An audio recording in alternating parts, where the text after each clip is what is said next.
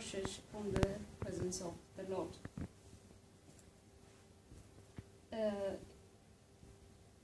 What I try to do is to divide the characters that I've seen in the book, and I start with Jonah. Jonah is the prophet, and God wants us to know prophets are humans, like everyone. They make mistakes, but we believe that the grace of God works with them, and they've got the power. Throughout the book, we see that God chose him despite his faults. God works with him, he'd work with him, through him, in him, and for him as well. Jonah fleeing from the presence of the Lord.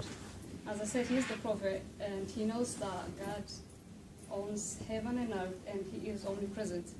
Yet he fled from the Lord, very naive, and he chose to flee to Tarshish. He paid the fare, and he went down into it, as I've read in the first chapter. Here we can see that God gave him the grace to preach and to convince others for free, but he paid to sin, and he made the effort to go to Joppa and to got the ship. Why all this?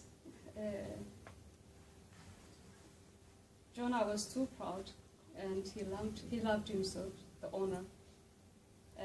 He was a bit, self-centered. Jonah knows that God is merciful. He is slow to anger and quick to relent if people repented. So he didn't like it because his word would be in vain at the end. But what we need to notice, Jonah is only the messenger. The owner of the word is God. It wasn't his message. He was just a messenger. Still, he didn't like it.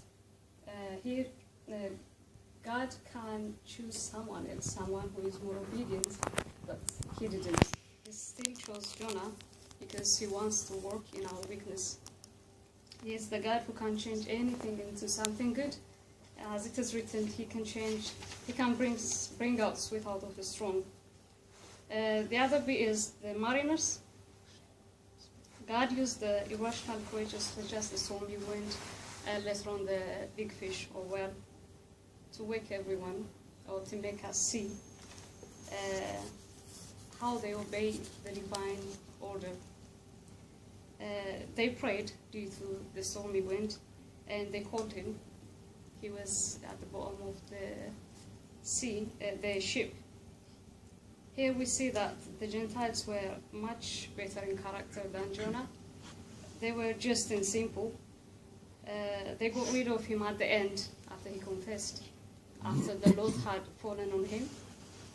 It shows how simple and just they were, yet they were Gentiles and they didn't believe in God.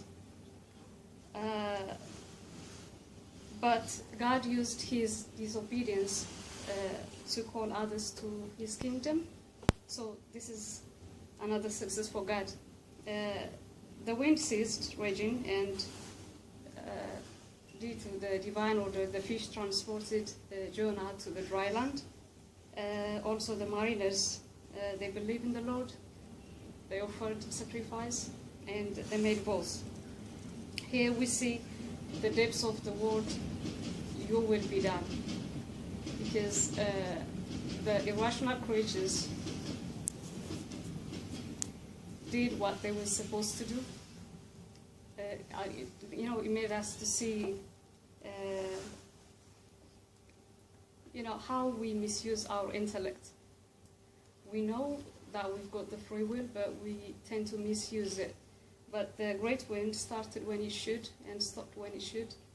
The whale was there just to transport, not to harm Jonah. And with the mariners, God used the prophet not as prophet, not as preacher, but like any other ordinary person, as someone who is disobedient to his Lord, and as someone who caused trouble to others, yet he was willing to use him to save the mariners. And the great city, at this time, Jonah obeyed. He went to the great city to preach. God called it, go to that great city. Looking at the spiritual criteria, at the start it wasn't great. because they were disobedient, they were sinners. They deserved a prophet preaching to come back to the Lord. Yet God called them a great city because God is a God of knowledge, and He behold in it the upcoming glory, because they were too quick to respond. They humiliated themselves from the greatest to the least. Everyone repented, and God was quick to relent as well. 120 people, I think, more souls came back to God's kingdom in a day, in 3 days fasting and prayer. And God liked it, comparing to the people of Sodomites in the time of Lot in the book of Genesis. They repented, so they deserved God's mercy. Again, this was victory for God. As it is written, if there is a joy for salvation of one sinner in heaven, so how much more would it be for salvation of more than 120,000 people? So the last person left is the unhappy Jonah. God is still persists looking for him. It's more like he wanted him to see who God is, because he was a bit unhappy because God didn't do what he was supposed to do, which is destroy the people. But what we should notice, God doesn't like sin. He detests sin. He doesn't like wickedness.